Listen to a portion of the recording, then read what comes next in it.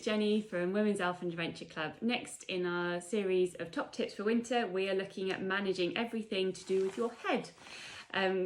So we're going to start with looking at how we do our hair, very important, and then the different things that we might use throughout the day on the winter hill to keep ourselves comfortable and safe as well.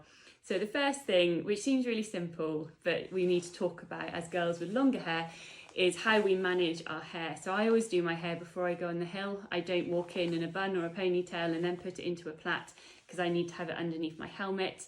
I always make sure that I either do a French plait or a side plait at the beginning of the day, and then that's sorted and I don't have to try and catch up with anyone or try and do a plait in the wind and the rain with gloves on.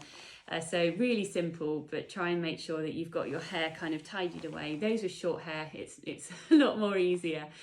Try not to have any clips or kind of grips in your hair, because when you've got hats and helmets on, they can really compress into your head and make it really uncomfortable.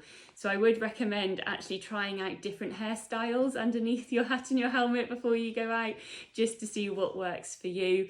I'm awful with my hair, so the most I can manage is a plait like this, but I'm sure there are other people which are much better.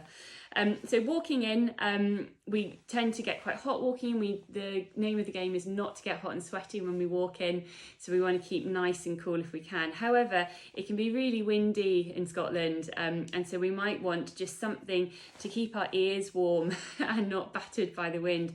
So there's a couple of options there. You can have one of these headbands. I like one that's got some fleece on the inside of it, and it just means that it doesn't get itchy against my head and also kind of wicks the sweat away.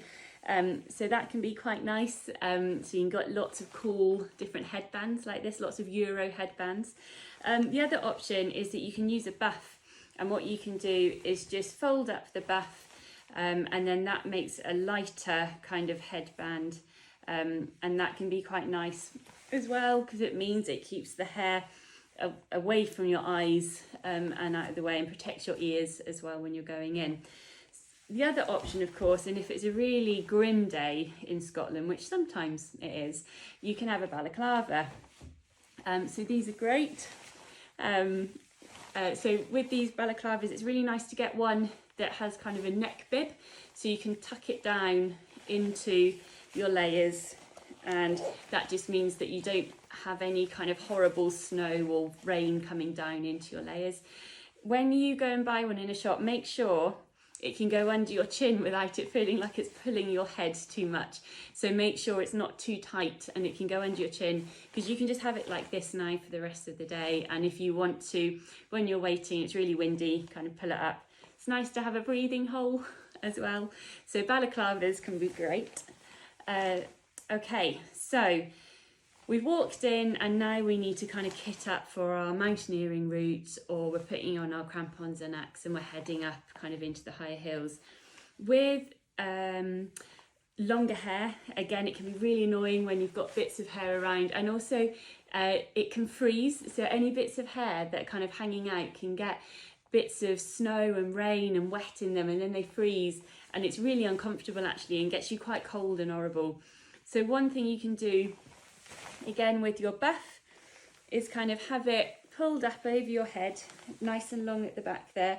I tend to take my plait through so it's not annoying me, and now I have got a nice smooth surface that I'm going to put my hat on. So it means that any stray bits of hair are kind of tucked away. Then that means I can put my beanie hat on. Again, I like where it's got a bit of fleece around so it's not itching my head, because once I put my helmet on, often that's it for the day. I don't want to be taking it off in dodgy places. So my hat goes on, and it's really important that it's quite a clean cut hat, so it hasn't got a bobble on the top, and there isn't any kind of peaks or kind of long earpieces with dangly bits, because they're just going to get caught up in things. So we want a nice kind of clean hat, and with that buff on underneath, it's kept any bits of hair kind of swept away. That then means that when I put my helmet on, it's kind of nice and clean and there's nothing rubbing against anywhere. So when you get a helmet, make sure, as well as you wearing it in the summer, that it can fit with your hat on underneath as well, because it's all going to be a bit more.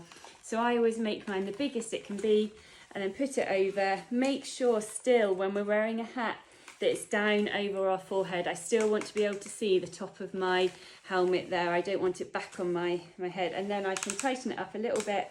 Again, it's going to be on all day, so we don't want to be compressing, and then making sure that I can still do that up and I can still see the rim of my helmet there. So that's great. So the next little bit is goggles. So if we ski, we're used to ski goggles, and they're a bit reflective. You've got category 3, 4 kind of different lenses. In Scottish winter, we tend to want clear goggles. That's because there doesn't tend to be much sun in Scottish winter, and so our kind of ski goggles with the slightly reflective or sun adaptive lens aren't always that helpful, and can sometimes be too dark for us when we're trying to navigate and see little features when we're climbing. So clear goggles are really important. So I've got quite a small face and head, so I've had to buy kids goggles, because what we want is them to be really flush to our face. We don't want the foam touching our hat or our buff or our helmet, because that will mean moisture will get in. So carrying my goggles, here I've got a really fancy old sock that I've cut the top off, and it just means that I can keep them warm in there, so they're not going to freeze up, so pretty easy. And then I keep them in their own dry bag. It's really important that we keep our goggles dry, and we don't want any moisture on them, because as soon as we put them on, we're not going to take them off again until we're done with them. We don't want to be putting our ski goggles on and off all day, because they can fog up and freeze on the inside as well, and then that makes it just a disaster. So when we're climbing especially, as soon as we put our goggles on, that's it now, so we need them to be perfect. If I know that I'm going to want my goggles straight away, when I walk in, I might put them on the inside of my coat. So some jackets have a kind of pocket that you can put your gloves or your goggles into. So when you walk in, they're a little bit warmer, and then it's less likely to fog up or mist up. So when we come to put our goggles on, we want to really be careful and not get as much moisture as we can in there. And again, these are going to go over our helmet. Can be quite tricky, so we want to try not to get too much moisture in and under, so we want to go up and over.